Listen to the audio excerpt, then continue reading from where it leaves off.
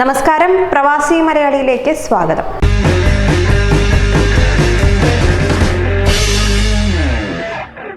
ഈ മാസം ആദ്യ പകുതിയിൽ ഒമാനിൽ വീണ്ടും കാലാവസ്ഥാ വ്യതിയാനത്തിന് സാധ്യതയുള്ളതായി റിപ്പോർട്ടുകൾ സൂചിപ്പിക്കുന്നു. കാലാവസ്ഥാ വ്യതിയാനം ശക്തമായ ഇടത്തരം മഴയ്ക്കും കാരണമായേക്കുമെന്ന് സിവിൽ ഏവിയേഷൻ പൊതു അതോറിറ്റി പുറത്തിറക്കിയ പ്രസ്താവനയിൽ അറിയിച്ചു. ന്യൂനമർദ്ദം മൂലമാണ് കാലാവസ്ഥാ വ്യതിയാനം അനുഭവപ്പെടാൻ കാരണമാകുന്നത്. 3 ന്യൂനമർദ്ദങ്ങളാണ് ഒമാൻ തീരത്തെ ബാധിക്കുകയെന്ന് പ്രസ്താവനയിൽ മുന്നറിയിപ്പ് നൽകുന്നുണ്ട്.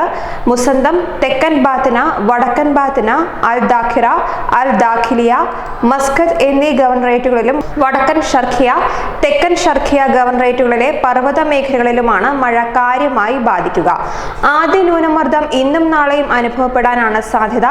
നേരിയതും ഇടത്തരം മഴയുമാണ് ആദ്യ ന്യൂനമർദ്ദത്തിൽ അനുഭവപ്പെടുക.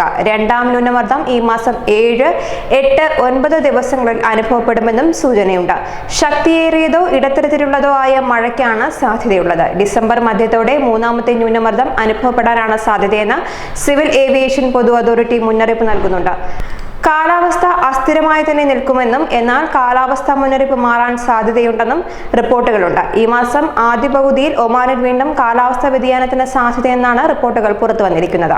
ഇതാണ് ശക്തമായ മഴയ്ക്കും കാലാവസ്ഥാ വ്യതിയാനത്തിനും സാധ്യത കണക്കാക്കുന്നത്. നേരിയതും ഇടത്തരം മഴയുമാണ് ആദ്യ ന്യൂനമർദ്ദത്തിൽ അനുഭവപ്പെടുന്നത്. രണ്ടാം ന്യൂനമർദ്ദം ഈ മാസം 7, 8, 9 ദിവസങ്ങളിൽ അനുഭവപ്പെടും. 1, 1.5 ദിവസം കാലാവസ്ഥാ വ്യതിയാനം ഉണ്ടാകും. ശക്തമായതോ ഇടത്തരത്തിലുള്ളതോ ആയ മഴയ്ക്കാണ് സാധ്യതയുള്ളത്. ഡിസംബർ മധ്യത്തോടെ മൂന്നാമത്തെ ന്യൂനമർദ്ദം അനുഭവപ്പെടാനാണ് സാധ്യതയെന്ന് സിവിൽ ഏവിയേഷൻ പൊതു അതോറിറ്റി മുന്നറിയിപ്പ് നൽകുന്നു. നേരിയ, ഇടത്തരം, ശക്തമായ മഴയ്ക്കാണ് സാധ്യതകളേറെയുള്ളത്. കാലാവസ്ഥ അസ്ഥിരമായി തന്നെ നിൽക്കുമെന്നും എന്നാൽ കാലാവസ്ഥാ മുന്നറിയിപ്പ് മാറാൻ സാധ്യതയുണ്ടെന്നും PACA അറിയിക്കുന്നു. ഒമാനിലെ കാലാവസ്ഥ മാറിക്കൊണ്ടിരിക്കുകയാണ്. മഴയും കാറ്റും ഒമാനിൽ ഇടയ്ക്കിടെ എത്തുന്നുണ്ട്.